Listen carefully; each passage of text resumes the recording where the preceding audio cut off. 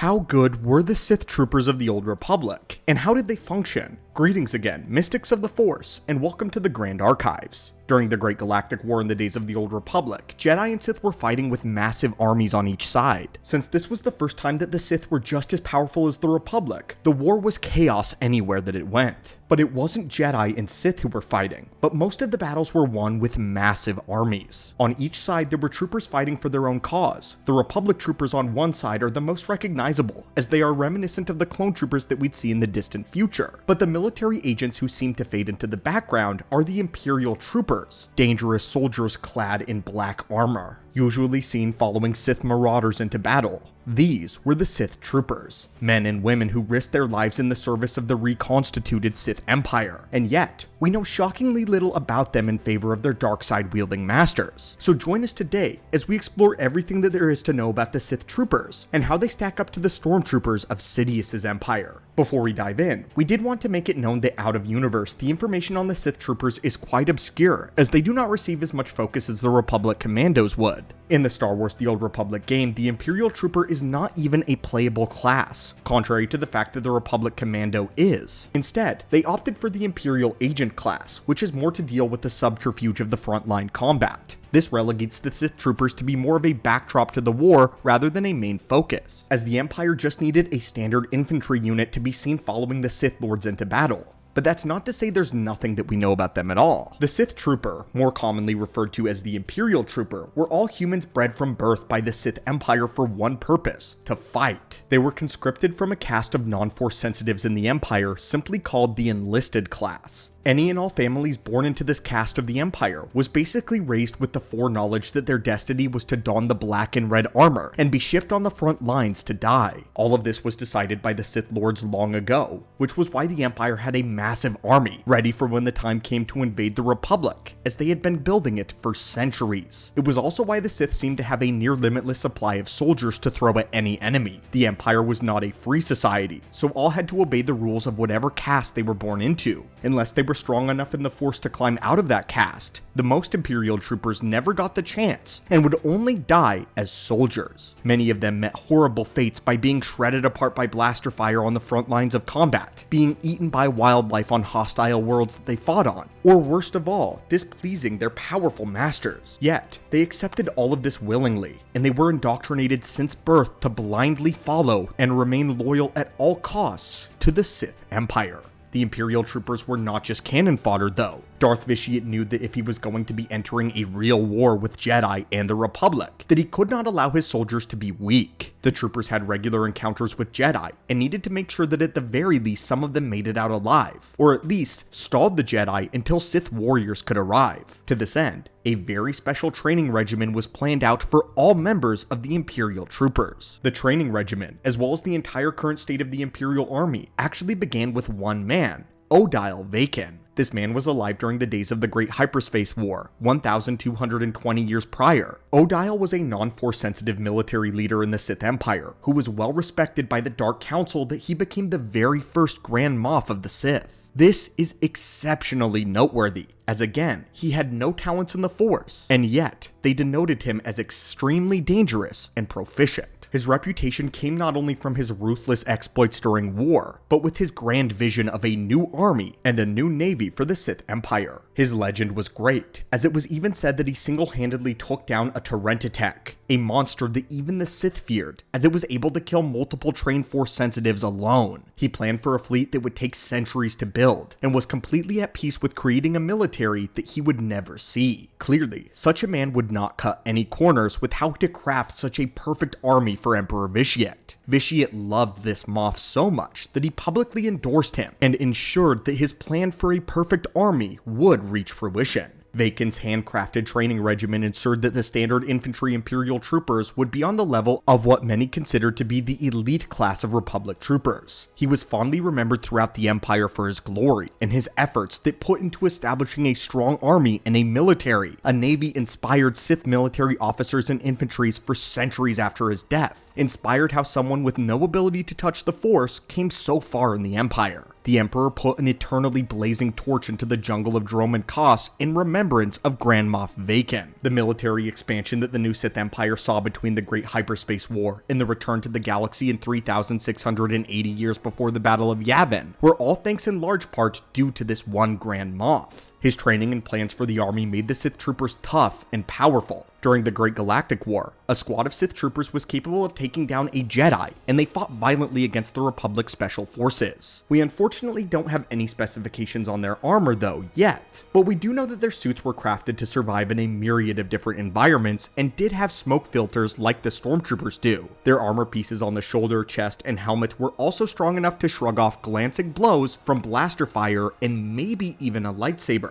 Sometimes, the armor even held up under direct blaster fire, but this highly depended on the blaster model. Blaster technology in this era of the Old Republic was not as strong as the blasters of the modern era of Star Wars lore, and this meant that beings who wore thick enough armor were able to tank shots in certain scenarios. And finally, we don't know too much about their armaments, but we do know that there were many different classes of Sith troopers, such as the Imperial Commandos, the commandos who specialized in sniping and shooting through Jedi defenses with pinpoint accuracy. Imperial shock troopers usually had more devastating weaponry and jetpacks as well, allowing them to fly straight into enemy territory or ambush Republic forces. And then there was the heavy class Imperial troopers, which had a variety of their own class sets. You have the heavies, which were geared towards more specialized missions, but their armor was much thicker and heavier. Since their name, given them far more survivability, they were able to resist multiple direct blaster shots and were eventually deployed against Jedi. This is what makes this era so compelling, is the infantry and the Republic commandos prepared themselves directly to fight Force sensitives, Jedi, and Sith on the opposite sides of the war, something we don't see that often in the Clone Wars or in the Great Galactic Civil War. The armies of the Sith in the Old Republic were very powerful, but unfortunately they were under the command of a Sith who didn't really care for their well-being. They were treated as meat bags to throw into the grinder when battle began,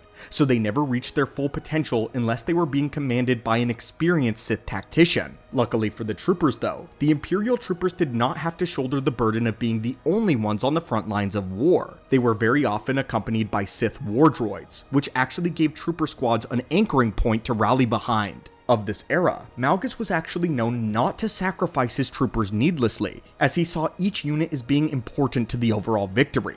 Malgus often gave rousing speeches to his troopers before battle and would deploy himself personally in the front lines, marching their army forward with their lightsabers as shields when making a forward assault against the Republic threat. This was a move that even Sidious commended, as he believed that those that can touch the dark side must always lead those that are blind to it. But now we move on to our comparison phase of the video, the Stormtroopers of the Galactic Empire versus the Imperial Troopers of the old Sith reconstituted Empire. We won't bother with a full analysis of Stormtrooper gear and training, as we believe most of you are already very familiar with this. But what we will compare is their battlefield performance, their survivability, and their overall effectiveness. While this may seem like a pretty one-sided comparison, those who are longtime viewers of the channel will know that we are known as Stormtrooper apologists of sorts here. They are a bad representation in most forms of Star Wars media, but they are not the bucketheads that we see on screen most of the time, at least not in the totality of all of the lore. The Stormtroopers were akin to Marines, being an elite infantry unit deployed for multiple situations. They followed in similar ways of overwhelming numbers. In fact, Darth Sidious used their uniformity to instill fear in his enemy. The philosophy behind Stormtroopers was that if you shoot one of them down, an identical one will take its place, like a Hydra, rendering your small victory worthless. But there are many things that separate the Sith Imperial troops from the Stormtroopers, even if we take out the fact that Imperial troops were often led by Sith Lords on the front lines. Their effectiveness was undeniable, and it all comes down to the quality of trooper.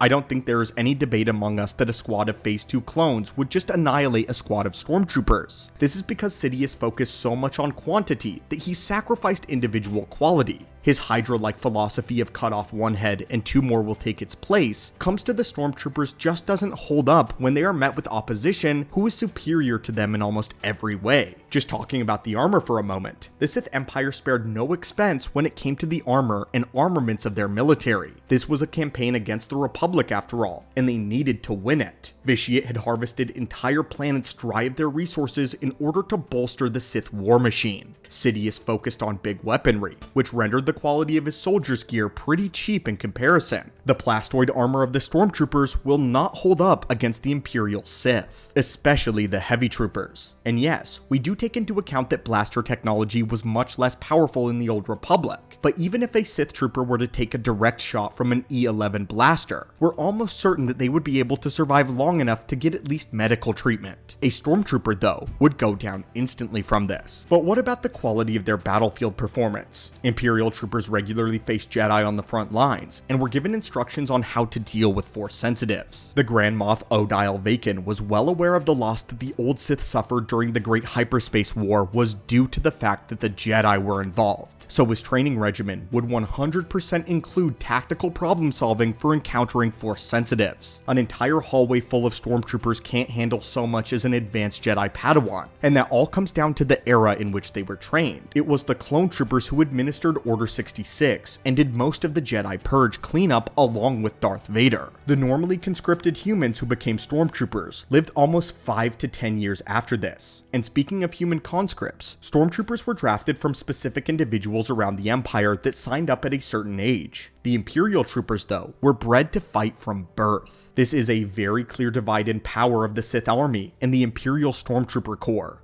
I would go as far to say that each standard infantry unit of the Imperial troopers were equivalent to a Dark Trooper from the Galactic Empire. And if both groups had similar numbers, the old Sith troops would absolutely curb stomp the stormtroopers. But anyway, my friends, these were the Sith Empire troops of the Old Republic. It's not often that we do videos talking about the armies of Star Wars factions, but we do plan on making a video all about the Republic commandos in comparison to the clone troopers sometime very soon. And that should serve as a nice companion to this video. If that's something you'd be excited about, please let us know in the comments down below. But now, what are your thoughts on the Imperial troopers? Did you think they were as strong as they are? Or did you think they were just cannon fodder? Also, what are your thoughts on the first Grand Moff, and how a non-Force sensitive even gained the acclaim of Darth Vitiate? As always, my friends, thank you so much for visiting the archives today, and as always, may the Force be with you.